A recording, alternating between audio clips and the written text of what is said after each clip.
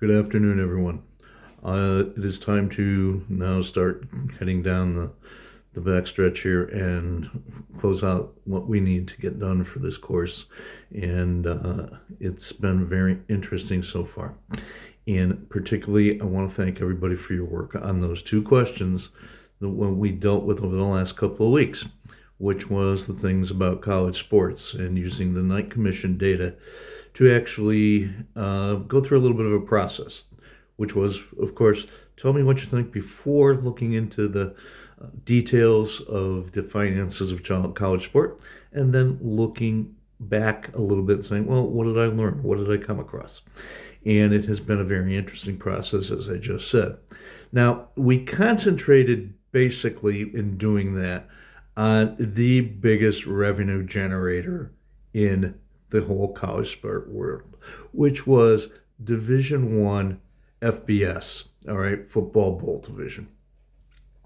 This is the one that's most often in the public consciousness. This is not what we all think of. This is not Division Two or Three sports, which is the vast majority of the NCAA. Division One, as we know, is only about 300 members, and FBS is only about 125, 130. Okay, so it's maybe an eighth of the membership of the NCAA, but it's the one, as I said, that has people's public consciousness. And what I think a lot of people came to the realization was there was a development I saw in people's thinking. Because when I first asked what the purpose of college sports was, I got an awful of a lot of what I'll call lofty answers. You know, it's there to promote community. It's there to promote well-being. It's to give people a chance to play the sport they love. The other side of it was many of us were almost looking at it as a minor league. This is where, you know, the future pros are going to develop, and that's our purpose, to give them a chance. And I think we see that it's maybe not really that much. What it is a revenue generator without question. But what I think a lot of people came to a revelation, which was, where does all that money go? Not so much back to the schools. The schools don't make a lot of money on it directly. And that's the point I wish to raise. They're great marketing tools. Where did most of us hear of all the colleges that we know about? Do we look them up on the business pages? Did we look them up in an academic journal?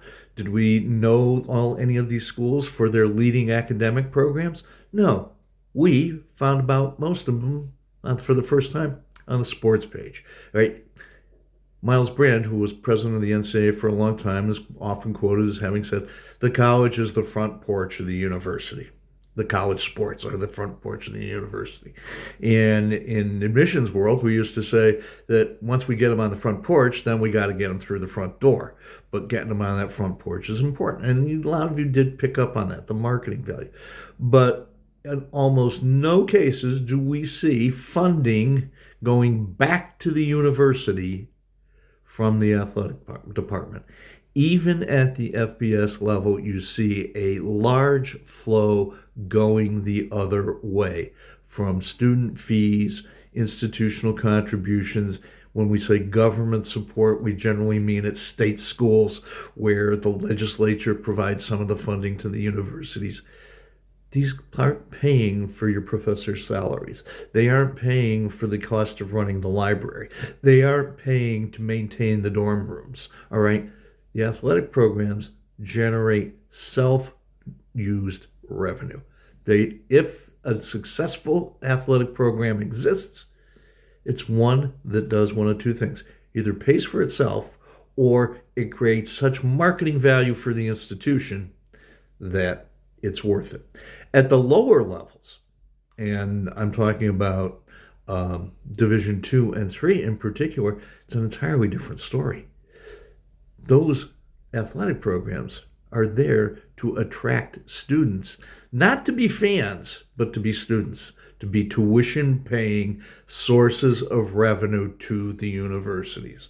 There are several instances, especially at Division III, where you'll suddenly see where in a very small Division III, maybe the student-athlete population is perhaps as much as 50%.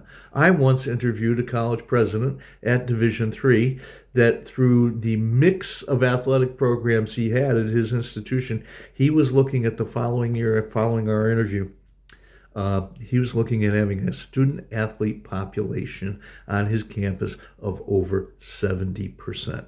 And this was Division III, where none of these people were getting an athletic scholarship, right? They were paying tuition. Do you think that college was dependent on athletics in a quite different way than what we see, maybe in the top 20 of the college football world? Yeah, it's a completely different animal.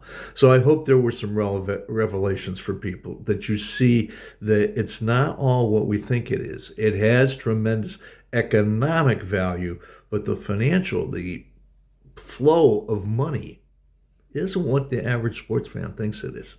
All right. It's a lot of money, but it tends to stay in one place within the sport itself.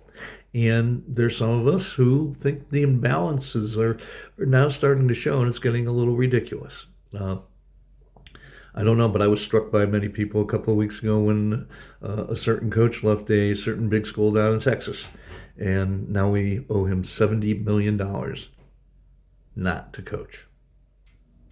What do you think about that when your school has a budget deficit? Kind of tough to swallow. So it's like a lot of things. All depends on where you're coming from and what you see as value. What do we see as value? So in the last couple of weeks of the class, we're going to do two things. We're going to either continue that. I'm going to have one project available for you to do that, and another one as we look at the last unit we put together on world and international sports. Because one of the things that's prominent, this is an Olympic year. All right. And we have the Olympic Games coming up in Paris this summer. What does that mean to a nation, but particularly to a city? What's the economic benefit there, or is there an economic benefit? The jury is out on that in many ways. Just like when we look back a few units ago about the value of a franchise to a city. So there is going to be some work on that available for you, and I'm putting it together and getting it up this afternoon. Stay tuned for maybe another little explanation of it. But again, thank you for your participation up to now, and get ready for having a successful conclusion. Okay, thank you.